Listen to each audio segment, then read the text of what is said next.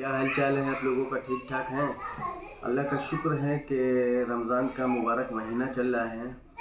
तो दोस्तों, आप लोगों से सबसे गुजारिश है कि तरावी मुकम्मल करिए, रोज़े रखिए, यतीमों का सहारा बनिए, खैरात ज़कात फ़ितरे के तरफ फ़िक्र कीजिए आप लोग। दूसरी चीज़ ये है कि आप लोग अपने पड़ोसी का ख्याल करना बहुत ज़रूरी है कि हमारा पड़ोसी भूखा है, प्यासा है, परेशान है अगर, तो सबसे पहले उसका ख्याल करना बहुत ज़रूरी है।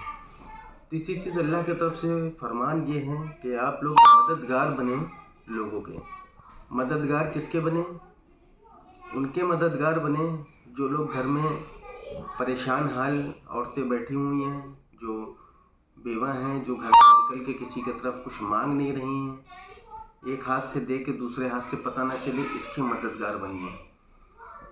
उसके बाद ये है कि आप लोग नमाज़ों की तरफ ध्यान दीजिए, फ़िक्रमंद बनिए कि हाँ, दुनिया में जो चीज़ें चल रही हैं कितनी ख़तरनाक चल रही हैंगी, एक दूसरे को लड़ाने की चीज़ें चल रही हैं।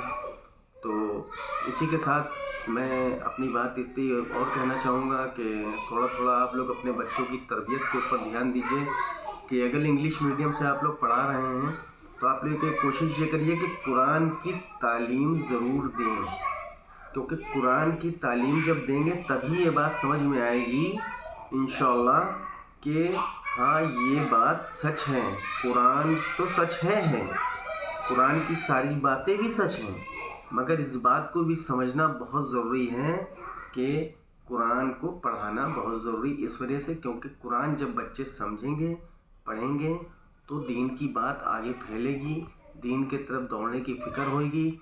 अल्लाह को राज़ी करना है तो अल्लाह की बात करना है, अल्लाह के सिवा किसी के आगे सर नहीं झुकाना है। अस्सलाम वालेकुम।